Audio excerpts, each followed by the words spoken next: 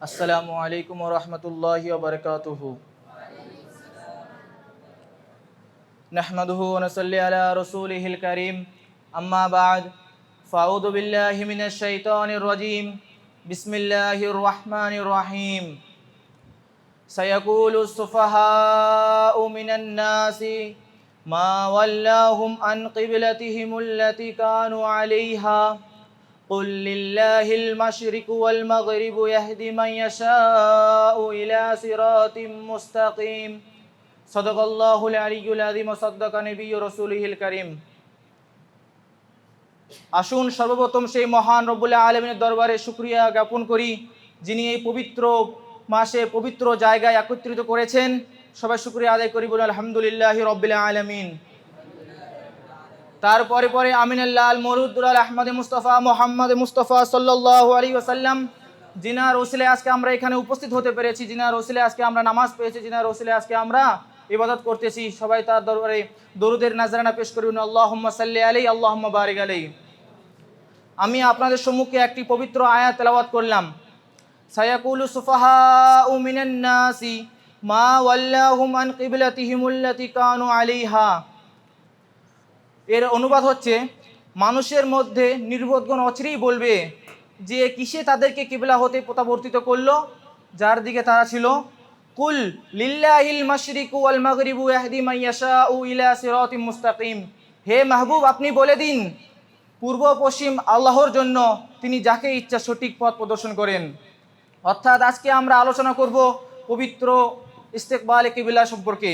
নামাজের তৃতীয় শর্ত ইস্তেকবালে কিবলা, অর্থাৎ কিবলার দিকে মুখ করে নামাজ পড়া। তো তার পূর্বে আমরা সংক্ষিপ্ত ইতিহাস জেনে নেই যে কাবা শরীফ কী জিনিস এবং কাবা শরীফ সর্বপ্রথম কে নির্মাণ করেছিলেন এবং কোথায় অবস্থিত রয়েছে। কাবা শরীফ অবস্থিত রয়েছে সৌদি আরবে মক্কা মুকাররমায় মসজিদুল হারামে অবস্থিত রয়েছে, যা সারা জাহানের মুসলমানের জন্য সর্বশ্রেষ্ঠ এবং বরকতময় স্থান। এবং কাবা শব্দটির অর্থ হচ্ছে উঁচু, এবং মক্কায় যদি কোনো বিল্ডিং বা কোনো ঘর যদি উঁচু বানানো হয় তখন তাকে বলা হয় কাবা।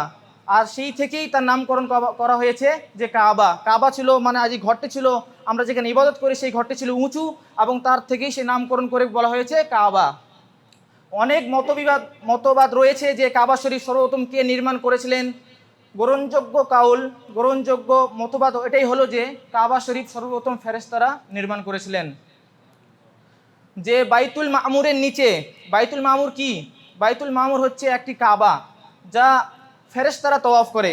আমরা দুনিয়ার বুকে কাবাকে তওয়াফ করি, কিন্তু বাইতুল মামুর আসমানের উপর রয়েছে যা ফেরেশতারা তওয়াফ করে, যেখানে একদিনে 70,000 ফেরেশতারা তওয়াফ করে। যদি কোনো ফেরেশতা একবার তওয়াফ করে নেয় তাহলে সেই ফেরেশতা দ্বিতীয়বার কোনো তওয়াফ করার সুযোগ পায় না। অর্থাৎ ইলা ইয়ামুল কিয়ামা থেকে এইভাবেই চলবে যে প্রত্যেক দিন নতুন নতুন ফেরেশতারা 70,000 ফেরেশতারা এবার কী করবে? তওয়াফ করবে। দ্বিতীয় হচ্ছে যে তার নিচেই কি কাবা শরীফ অবস্থিত।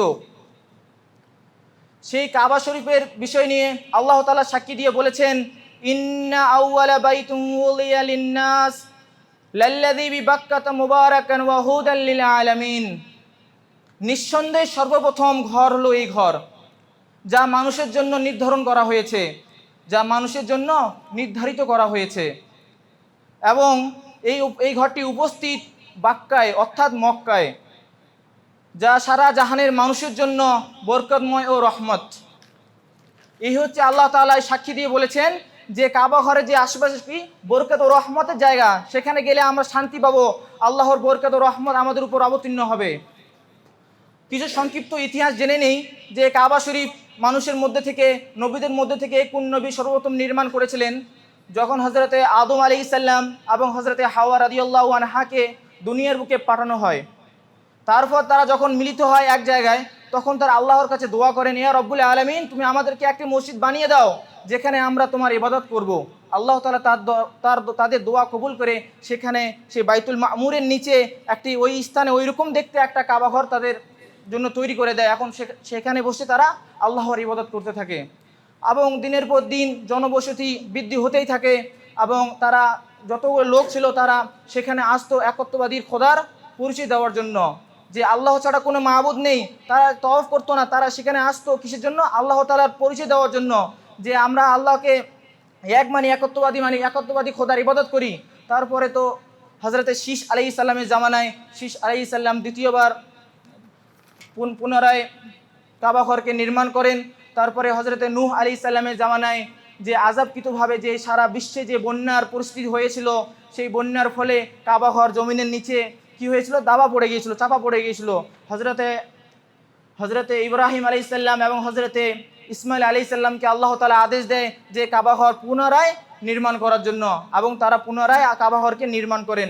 এবং তারা নির্মাণের পর আল্লাহ তাআলার কাছে দোয়া করেন, ইয়া রব্বুল আলামিন, তুমি আমাদের বংশ থেকে এমন একজন পয়গম্বরকে প্রেরিত করো যা তোমার দ্বীনকে প্রচার করবে, যা মানুষদেরকে পবিত্র করবে, যা তোমার কালামকে মানুষদের পড়াবে, মানুষকে সঠিক পথ দেখাবে। এবং সেই থেকেই হজরত ইব্রাহিম আলাইহিস সালাম এবং হজরত ইসমাইল আলাইহিস সালামের নাসল থেকে হুজুর আকরাম সাল্লাল্লাহু আলাইহি সাল্লামের জন্ম হয়। এবার আসুন আমরা কাবা শরীফে কিবলা ইস্তেকবালের কিবলা বিষয় নিয়ে কিছু মাসলা মাসাইল আলোচনা করি।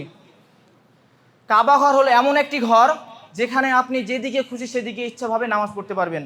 কাবা ঘর ব্যতীত দুনিয়ার কোনো ঘর নাই যেখানে আপনি ইচ্ছাকৃতভাবে বা ইচ্ছা করে বা যেদিকে খুশি সেদিকে নামাজ পড়তে পারবেন।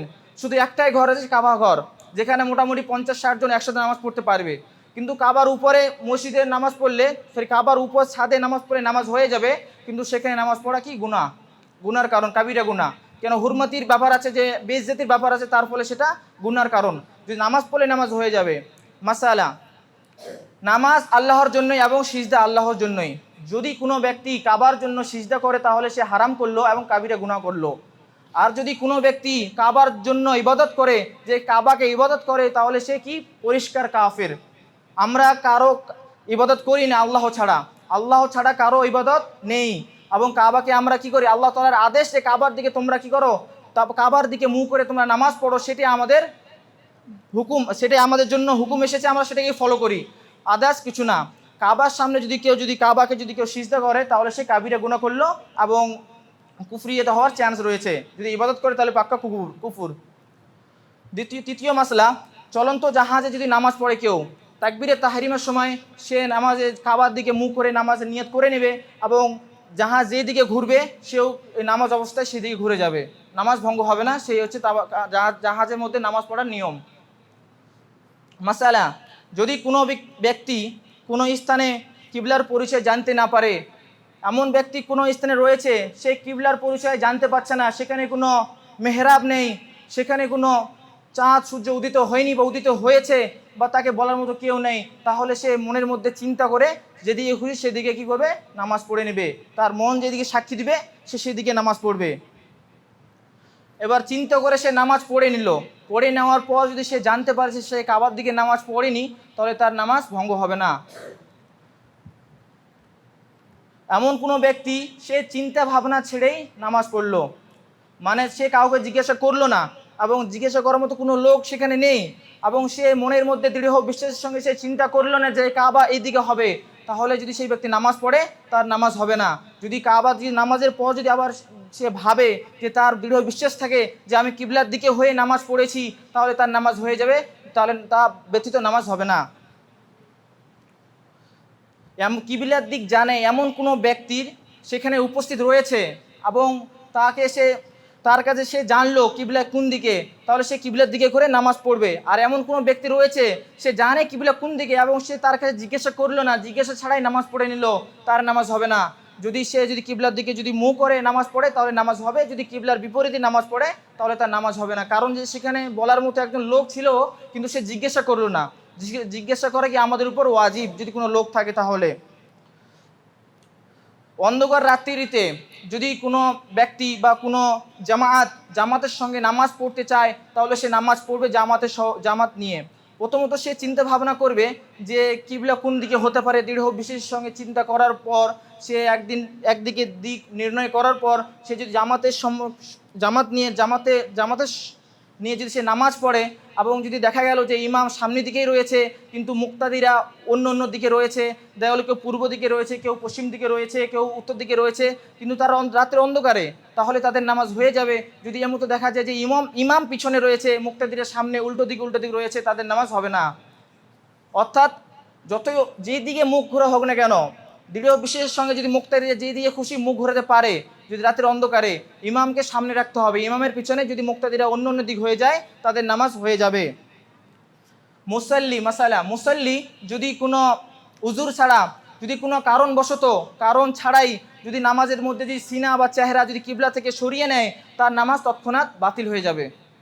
আর যদি সে অনিচ্ছাকৃতভাবে যদি কিবলা থেকে তার চেহারা তার সিনা যদি সরে যায়, আবার সে তৎক্ষণাৎ ফিরে আসে 3 তাসবির পূর্বেই, তাহলে তার নামাজ হয়ে যাবে।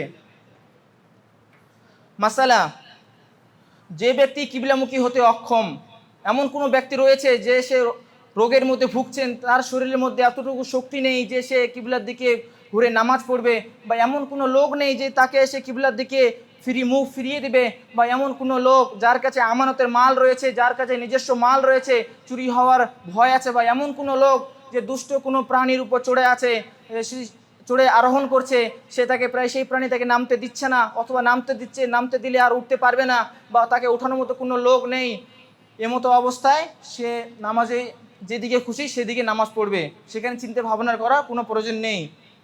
অর্থাৎ কোনো উজুর আছে যে মুশকিল, সে যদি আরোহণ করে কোনো জাহাজের উপর, কোনো ঘোড়ার উপর, সেই ঘোড়া তাকে নামতে দিচ্ছে না, যদি সে নামে যদি আর উঠতে পারবে না এমন কোনো ভয় থাকে, তাহলে সে না চলন্ত ঘোড়ার উপর বা চলন্ত বাহনের উপর সে নামাজ পড়ে নেবে এবং পুনরায় সে নামাজকে দোহরাতে হবে। যদি বাহন যদি থামাতে যদি সক্ষম হয়, তাহলে বাহন থামিয়ে নামাজ পড়বে। যদি মনে হয় যে বাহন থামালে তার কাফেলা, তার যে টিম চলে যাওয়ার সম্ভাবনা রয়েছে, তাহলে সে চলন্ত বাহনের উপর নামাজ পড়ে নেবে। এই হচ্ছে আজকের আমাদের কিবলা সম্পর্কে মাসলা মাসাইল। আমাদের 3টে শর্ত কমপ্লিট হয়ে গেল। প্রথমত ছিল তহারাত, পবিত্রতা অর্জন করা। দ্বিতীয় শর্ত ছিল কি? সাতরে আওরাত করা। এবং তৃতীয় শর্ত ইস্তেকবালে কিবলা। ইনশাআল্লাহ তারপরে আলোচনা করব তারপরের শর্ত নিয়ে। এই পর্যন্ত আমার সংক্ষিপ্ত বক্তব্য সমাপ্ত করলাম। আসসালামু আলাইকুম ওয়া রাহমাতুল্লাহি ওয়া বারাকাতুহু।